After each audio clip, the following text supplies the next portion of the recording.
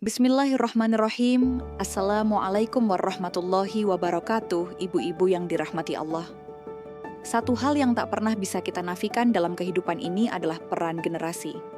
Karena dari merekalah estafet kehidupan diteruskan.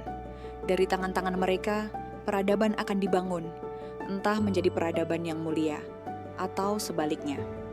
Allah Subhanahu wa Ta'ala memperingatkan dalam firman-Nya, "Dan hendaklah takut kepada Allah orang-orang yang sekiranya mereka meninggalkan keturunan yang lemah di belakang mereka, yang mereka khawatir terhadap kesejahteraannya. Maka hendaklah mereka bertakwa kepada Allah, dan hendaklah mereka mengucapkan perkataan yang benar." Quran Surat An-Nisa ayat 9. Yang dimaksud lemah dalam ayat ini bukan hanya lemah fisik atau harta, tapi juga lemah iman, lemah takwa, lemah akal, dan ilmu. Sayangnya ibu-ibu sekalian, hari ini kita tengah menyaksikan kenyataan yang jauh dari cita-cita besar itu. Kita semua tahu, negara ini sedang euforia menyambut apa yang disebut Indonesia Emas 2045. Namun faktanya, justru kita sedang menghadapi krisis generasi.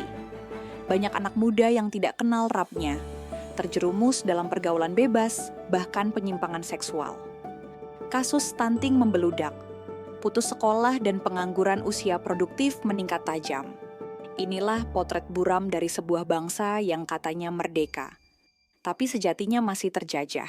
Sebenarnya makna kemerdekaan sejati adalah saat sebuah bangsa mampu menentukan jati dirinya sendiri, tanpa intervensi dari ideologi dan kepentingan asing.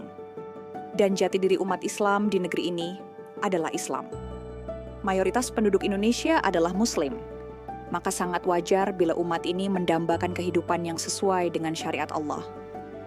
Namun kenyataannya yang dijadikan pegangan dalam hidup justru hukum-hukum warisan penjajah.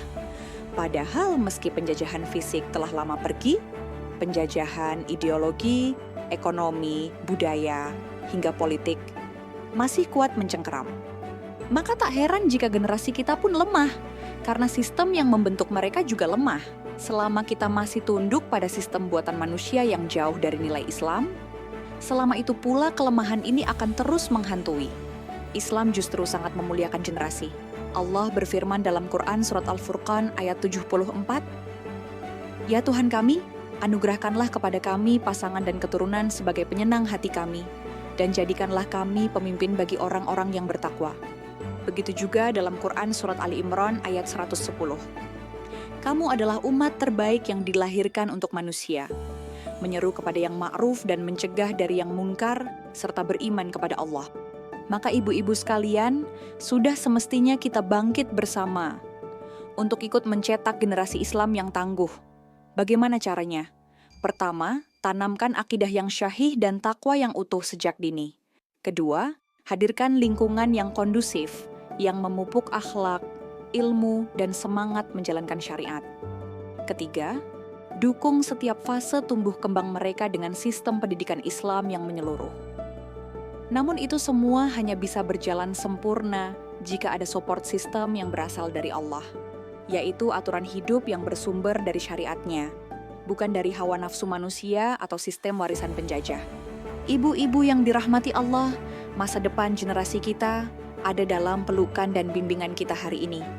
Mari bersama-sama berjuang menghadirkan peradaban mulia dengan kembali pada Islam secara kafah, daulah khilafah Islamiyah ala minhajin nubuwah. Wallahu a'lam bisyawab.